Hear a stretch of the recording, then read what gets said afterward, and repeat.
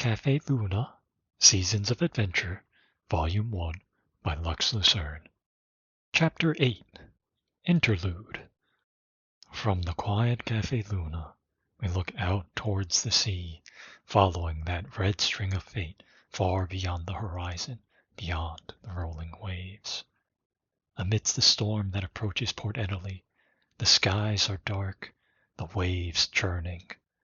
Snow and sleet fall like arrows, wind cold and biting as the edge of a sword.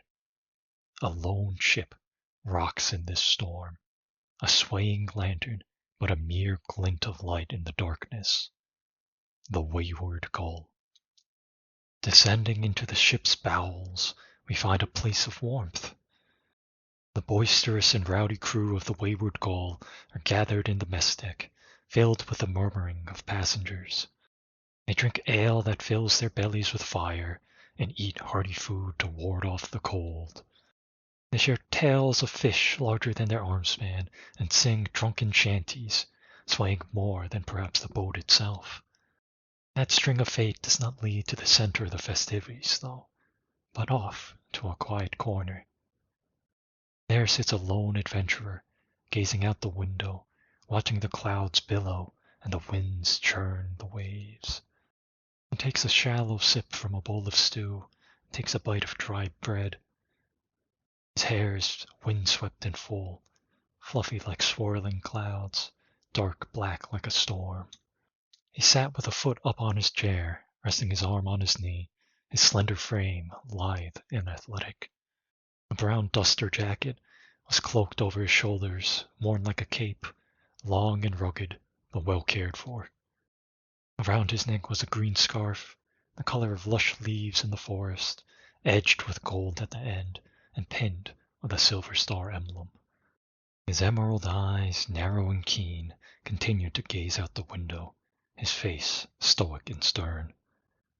He was watching and waiting. The shores of Plutuvia were still nowhere in sight.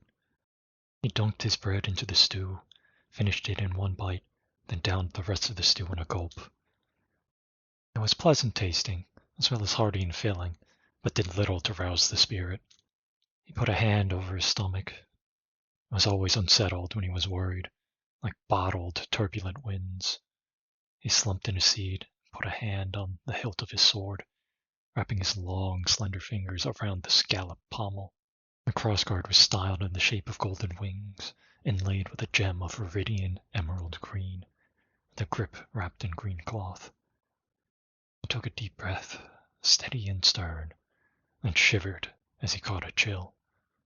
The adventurer didn't like the loudness of the mess deck, though a conversation caught his ear, and he listened with interest. The crew was gossiping about their plans, rumors around the world, and their travels. "Hey, so Captain Norick, what's the plan for when we arrive at Port Italy?" one of the crew said. He had a bald head that shone in the dim light, well polished, almost blinding. "Won't be arriving there soon, then, Baldaris?" "We'll split the medical supplies," returned Norick, stroking his bushy beard. "We'll sell 2/3 to Port Italy, then bring the rest with us to Nivali Loft." "Sounds like a plan, Captain," replied another member of the crew. He was a small earth lumi, a race of bear-like creatures blessed by the divine beast of earth, Terrali. This one was quite plump like a teddy bear, and had big, round, fluffy cheeks. He was sitting atop some books, happily eating at the table. "I'll arrange the supplies before we arrive. The toy boxes are already ready to go." Good, good. Thank you, Mr. Cheeks. Always the ever-diligent quartermaster," said Norick. "Oh, I'm so excited to go back to Nivali Loft," said Mr. Cheeks. "It's so cozy with all the houses under the canopy of the big trees, with lots of fairy lights sparkling above. The smell of baked goods wafting through the air, watching the snow from the warm lofts up in the trees. Perfect for snacking." "Having a nice cup of tea watching the snow sounds quite lovely, and I do hope the children will like this year's presents," said a thin spectacled woman wearing a white coat, long brunette hair spilling over it. "Though the rumors around Plutuvia do have me worried. It doesn't seem like any kind of normal illness. Don't worry about it much, Doctor. It'll be good to be back in Nivale Loft for the Winter Maiden's Feast. The kids always smile brighter than my noggin when we bring 'em toys, said Baldaris. There's a fine batch of toys as well. That toy maker Isabel from Flamia really has a spirit for it, Norik replied. Though the rumors about Plituvia do have me worried. It reminds me of that calamity 15 years ago, when I lost my brother Alvin. Norik stroked his beard, staring into nothingness. He still remembered the black snow, the look of his brother's face, tormented by nightmares, half awake, half dead. Then the sudden stillness, as the light left his eyes, left hollow, as his heart beat slower and slower before fading away, like a flame in the storm. Baldaris watched the captain for a few moments, before slapping his hand on the table and placing a boot on the bench. Hey, I'll have none of that, good sir, Baldaris cried. Baldaris looked Norik in the eye and grinned. He raised up his mug. I swear on my shining head, bright as the North Star, I'll see us through any storm, no matter how grim. We've got toys to deliver, and we'll see that done. And if there's trouble, we'll do everything we can do to help, won't we, Captain? Bright as the North, the wayward Gaul will get through any storm, said a large, burly man, raising a mug. His chest was thick as a barrel, his fist like a club. If there's a problem, you fix it. All there is to it. See? The fist agrees with me. Nothing to be afraid of when we're all together, Baldaris said, gesturing at the fist, his mug sloshing around. Bright as the North, cried Mr. Cheeks, chewing a mouthful of food before swallowing it. It'll be okay, Captain. I'd say even brighter. Sometimes I'm trying to people watch and I look over in his direction, and I'm blinded. His head is just way too shiny, shouted a bubbly young woman with a big grin on her face and scarlet hair. She had a pair of binocular goggles resting on her forehead. Well, as long as he's around, at least we'll know where to gather, even if we're lost. That's enough out of you, peepers, replied Baldaris, shaking a fist at her. Settle down, you two, called out a feminine voice. A motherly woman with thick brunette hair, curled at the ends, walked over to the table and placed down a platter with more food. No fighting, no sulking. Have some more food and be merry. Aw, but I'm already full, G-Ma, replied Baldaris, taking another swig from his mug. Yeah, we've already eaten so much, cried out Peepers. Now, you young folk need to eat more, she returned, already piling more food onto their plates. Crispy meats, roasted vegetables, and a mound of mash, covered in gravy. She picked up their bowls and sloshed them full with another scoop of stew. Oh, I want some more too, that smells good, said Mr. Cheeks, bouncing up and down. Of course, dearie. Here you go, she said, plating more for the small Lumi as well. He immediately started stuffing his mouth with food, and his already fluffy cheeks puffed up. Then Jima turned to the captain. Would you like some too? We can't have our captain being drowned in his sorrows, now can we? No, said Doctor, wagging her finger. He can have something light, but you've already fattened him up too much. The boat trembles in his wake. Doc, I'm not that fat, am I? Norik said, poking at his belly. You look fine, Captain. But it wouldn't hurt to lose some weight, especially before the next Flameheart Festival in Flamia, Doctor replied. She placed her elbow onto the table and rested her chin on her hand, leaning forward. I saw the look in your eye when you were talking to that toy maker. I saw them too. Captain was head over heels for her, said Peepers, laughing. He was. I had to do all the heavy lifting since he was too busy gabbing, said the Fist. Oh, haven't you heard? The Everflame has been acting up. I don't want to be going to Flamia. There's going to be ghosts all over. Gives me the chills. Ugh. Bah, just some fiery spirits. They stick to their burned-up ruins. We'll be fine in the capital, replied Baldaris. We're not missing that festival, especially with love in the air. Besides, it's THE festival for love. You just have to chase after your passions, cried Peepers. You two could watch the fireworks at night, waiting with anticipation as they shoot up into the air, before boom! They explode into a dazzling burst of sparkles, lighting up the night. It'd be so romantic, Captain. Besides, you know how the legend goes, said Doctor, adjusting her glasses with a spark in her eyes. The Flame Paragon professed her love to the Shadow Paragon under a tree in the time of endless nights. And when he accepted, the tree was filled with light, and a field of fire flowers blossomed all around them. You just have to confess to her under the Flameheart tree. It's so romantic, Peepers and Dokja said in unison, staring at Norik. She was really pretty and nice, Captain, Mr. Cheeks said, wiping his mouth. He rolled over on the bench, belly up, and lifted up a paw. We should bring her to the Golden Lantern Festival in Chihana, too. Just thinking about all the food stalls makes my mouth water. Those shining lanterns carrying people's wishes into the air, guided by a sea of golden sakura blossoms. Quite the moving sight, the Fist said, nodding. I'm going to wish to be able to eat more. I still can't believe you beat me in the eating competition last year, Mr. Cheeks. Where does all that food even go? You have much to learn, Fist, Mr. Cheeks replied smugly, crossing his arms and nodding, still laying belly up on the bench. He raised up a paw, only just visible over the edge of the table. Though the Golden Lantern Festival isn't just for wishing. It's a time for family reunion, honoring the lost, and a time to strengthen bonds. We're all family, and Isabel can come join us too. Besides, eating together is the best way to get to know each other, said Jima.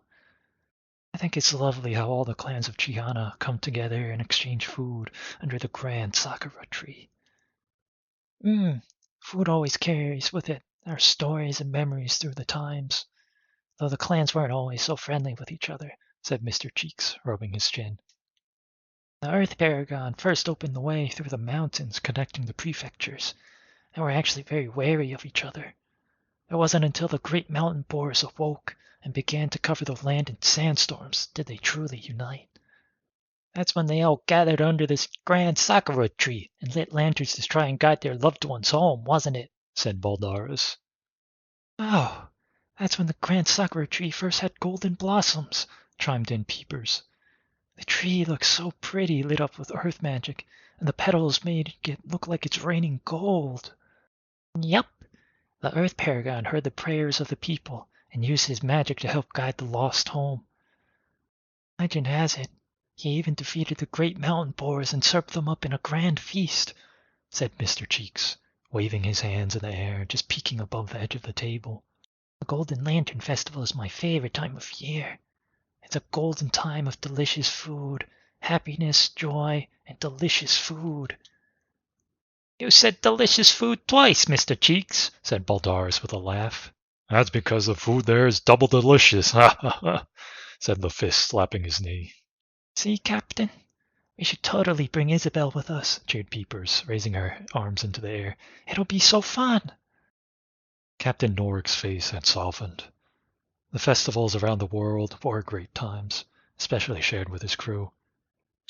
Thinking of Isabel's kindness and warmth joining them made his heart melt, his eyes damp, thinking of happy times. It would be nice for her to join them at the table. Delicious food in their bellies and smiles all around. All right, Norik said, waving his hand. I'll think about it. Oh, how exciting, Dokta said, clapping her hands. Very, Peepers said with a giddy look on her face as she adjusted her binocular goggles. Hey, no spying on me if I'm having a quiet moment with her, Norik replied, knowing what was running through her mind.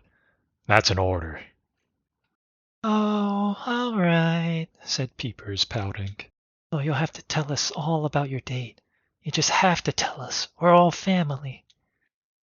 Captain Norick let out a big sigh, but then smiled. He loved his crew. Settle down, Baldaris interjected. We haven't even got past the Winter Maiden's feast yet. We still need to deliver those toys. Speaking of which, Captain, are we gonna need some extra help? Said the Fist. His face was still and serious, changed from the softness he had while talking of adventure and festivals. If you think a calamity might be coming. Well, I can punch monsters, but I can't punch the force of nature. Norick stared out into nothingness again, face stern and solemn. Who would brave that storm of black ice and snow, brought by natural disaster incarnate? The Fist is right, Doctor said, leaning in towards Snork, placing a hand on his shoulder. If there's even a chance, it is what you think it is, and we should get some extra help. Natural disaster aside, you know how monsters get if there's something big in the area. Norick opened his mouth, but nothing came out. Fear gripped at his heart. He shook his head, then looked at Doctor. Aye, you're right.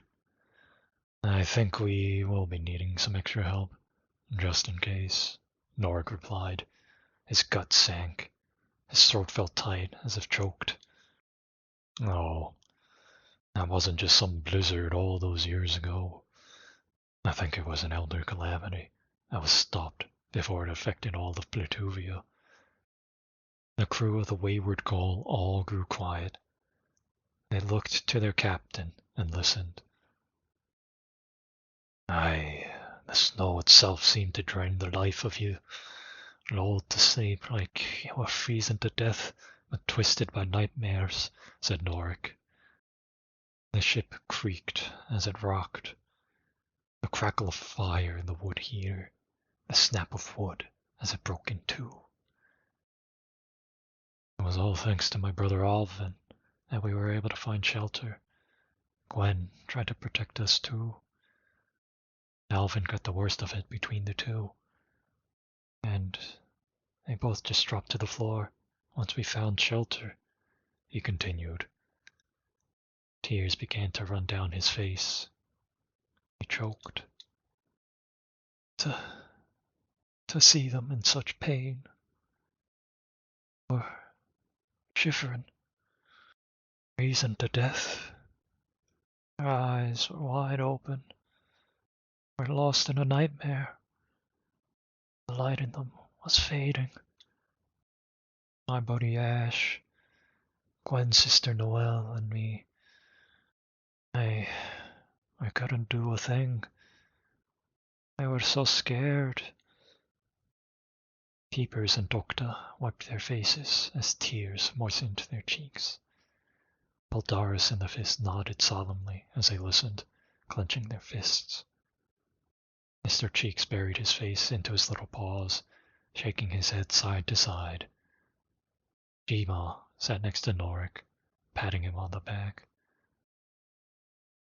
They loved their captain dearly, and they all knew of the terrors of calamity and the loss that they bring, not to mention the greater threat of elder calamities. When their lives were set adrift in the storm, it was amongst the Wayward Gull that they all found family and a place to call home. Aye, just as fast as that deathly blizzard surrounded us, turning the world black as night, Norick said, taking a deep breath. The world started to lighten up again as she appeared, as if answering our prayers. The crew wiped their eyes and their noses and continued to listen to Norick's tale. The moment she stepped towards us, we were all breathless. It was beautiful, serene, and compassionate. Her gentle smile warmed our hearts in but a moment, Norick said, folding his hands together in reverence. She was dressed in a white and blue robe, carried with her a silvery wand with blue gems at the end. Her hair like silver streams, her eyes blue as the sea itself. Around her flowed a stream of water like a scarf or halo, a divine raiment. "Do you think it was the water paragon?" whispered Peepers. He nodded. Who else in this world could it have been? She nodded and folded her hands as well. The crew all bowed their heads. The paragons were their gods, their protectors. The water paragon was the most beloved, carrying with her the divine ideal of compassion. She walked over to where Gwen and Alvin were laying down, speaking soft, comforting words to us. The cave we had found shelter in seemed to glow in her presence as if lit by the moon. She knelt beside the two of them and laid her hands on them, said Norik. He closed his eyes again and began to cry. He was left breathless, even thinking about it. She enveloped the room with serenity as her magic washed over us. It was the most beautiful thing I have ever witnessed. It was wreathed in gentle moonlight as we stood upon a dark, tranquil ocean, reflecting the night sky above. The water's surface rippled with light from where she knelt, pulsing like waves, as prismatic bubbles rose like stars. A glittering sea of lights painted upon a cosmos of deep blues and purples, glistening with stardust. Comets soaring across the sky, each a wish for hope, a brilliant streak of light. It was serene and enchanting, as if it were the first time we were gazing upon the starry sky. Could not help but be left in awe. "It certainly sounds like it was really her," said Baldaris, rubbing his chin. "Bringing that vision of hers into reality. That sea of stars reminds me of the legends." Norik nodded in return and took a breath. My brother, Alvin. He was already gone. Put him to rest, freeing his soul from icy shackles, said Norik. He wiped his eyes. He always looked up to his older brother Alvin, kind and resolute, never dreaming warm and happy dreams. To lose him before getting to witness those dreams come true still weighed heavy on him, heavy around his neck. Gwen was healed, awakened in full health. That was never quite the same.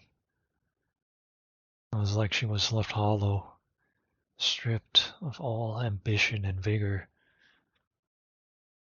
Savior described it as a wound on her soul, left by those frosty chains that captured her, something that her magic could not heal. When she's still like that now, living but numb. The warmth she once had was choked by ice and darkness. The fire of her soul extinguished. Everyone was silent for a moment. All that could be heard was the storm raining down sleet and snow, the creak of the boat as it was tossed by the waves like a lost toy amidst an endless sea. "We should bring some extra help, any we can get," said Doctor, breaking the silence. "Anyone have someone in mind? Not like we can just call down the water paragon. It'd be nice if we could get the Gale-Bleed Knight to come with us, especially after hearing all those stories about him in the Vesper Wood," Peepers mumbled. "He seemed quite gallant, giving it his all to protect the Spirit's Hollow." Norik rubbed the back of his head, then leaned in close to the table, waving everyone in. You know, he's on the boat right now, Norik whispered. Peepers perked up immediately and started looking around, a giddy grin on her face. She lowered her goggles and twiddled with the focus, examining everyone in the mess deck. Oh, I want to see him. Where is he? He sounded cool. We should ask him to come with us, Captain, Mr. Cheek said, bouncing in his seat. He sounded strong, too. If he's here, I want to have an arm wrestle with him, said the Fist, nodding in agreement. Hey, settle down, you lot, Norik said, waving his hand. Hey, I'll go talk to him. When he was seeking passage, he seemed to be on urgent business. The ship rocked as the sea churned. The snow and sleet continued its assault from above, and the spray of waves made the upper deck icy. The ship creaked, though it was not from the turbulent waves. Norik approached the green-eyed adventurer, adorned with his captain's hat, a big beard, and a bigger belly. With each step, the floorboards emitted a heavy sound. Perhaps this was the weight of a captain's hat, the adventurer thought. You've been looking out that window for quite some time, lad. You're welcome to join us at the other table. It's warmer by the heater, said Norik. The crew have heard about the stories going around about what happened in the Vesper Wood. They were excited to know the Galeblade Knight was on board. The Galeblade Knight looked up, his keen emerald eyes glinting in the light. The captain's necklace caught his eye. A pair of rings looped together by a silver chain. One had a yellow gem embedded into it, perhaps a vision spark, based on the faint glow of power. Thank you, Captain, the Galeblade Knight replied. He nodded, acknowledging him. Then he tapped his ear. I heard. I'd take your commission now, but I'm already on an urgent quest. Figured as much, Norik said, letting out a sigh. But that doesn't mean I won't help, said the Galeblade Knight. He crossed his arms and stared far off, thinking. I don't have all the details, but the quest I'm dealing with right now is related to the happenings in Plutuvia. I may end up heading up towards Nivale Loft regardless. It may take some time, but if our paths cross again, I'll do what I can. The Galeblade Knight leaned over for a moment. With his keen awareness, he knew he was being watched by Peepers, who was deep in focus staring at him with her goggles. She had a giddy and perhaps a bit perverted look on her face. The stoic face changed for but a moment, putting on a goofy grin and wiggling his eyebrows like jumping gazelles. The sound of someone falling to the floor and laughing could be heard in the distance. The Galeblade Knight returned to his stoic demeanor and turned his attention back to Norik. Your crew are a rowdy bunch, though I can tell they've got good hearts, said the Galeblade Knight. Aye, they're my family, Norik said with a nod and a smile. They mean the world to me. Eating with the ones you love. Nothing quite like it, is there? The Galeblade Knight said quietly, looking over at the jolly crew. Couldn't help but think about his own family. It's the best thing in the world, Norik said with a grin and a thumbs up. You're still welcome to join us at the table, if you fancy. Plenty of food and laughs to go around. The Galeblade Knight paused for a moment. He raised his hand, but then lowered it and shook his head. Maybe I'll join you in a bit. I need to rest and think about the quest ahead of me, he responded. He turned his head and looked back out the window again, aloof. My name is Zephyrard, by the way. Norik tilted his head in surprise. Adventurers didn't normally drop their epithets or even their persona when out and about. It represents who they are as an adventurer to the common folk, a symbol of what they aspire to, like the name of a hero shining bright. I understand, replied Norik. He looked out the window as well. We'll get you there as soon as we can. Don't you worry. Thank you, said Zephyrard. His mind was swirling, both with worry of what was to come, but also excitement to reunite with loved ones. was wearing him down. He was tired. Let out a yawn. Rest and eat up, lad. Whatever you'll be facing, when you're tired and hungry, everything seems worse as you're grinded down, Norik said. He turned away and began to walk away. Paused and turned his head back. Aye, and don't you worry. I'll tell the crew to be on their best behavior if you do decide to join us. They're rowdy, but kind and supportive. I'm sure peepers especially would like to hear your stories. Ha ha! Zephyr chuckled with a smile. We'll see. With that said, Captain Norik returned to his crew, all awaiting to hear what he talked about with the Galeblade Knight. They quickly returned to their jolly and boisterous feasting amidst the warm glow of the mess deck.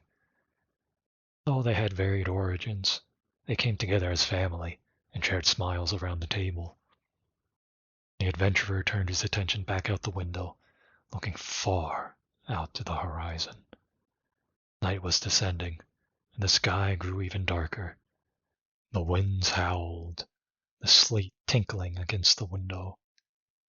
He pulled his duster closed and crossed his arms, closing his eyes. He's right, Zephyrard thought. Oh, what I really want right now is a hot meal from Cafe Luna. No other food makes me feel quite as warm and safe. He took a deep breath, eyes still closed. It's been a long time. He's been out training on his own across Viventi. But even still, he could imagine himself there in the cafe. All the food, all the drinks, delicious and satisfying. Warm smiles all around. But most of all, what his heart yearned for was someone with hair like streams of radiant silver, eyes blue as the sea, and a smile that shone gently like the moon. Someone that was beautiful, serene, and compassionate, whose smile enveloped his heart in such warmth. I'm almost home, Lunaria. Hang in there.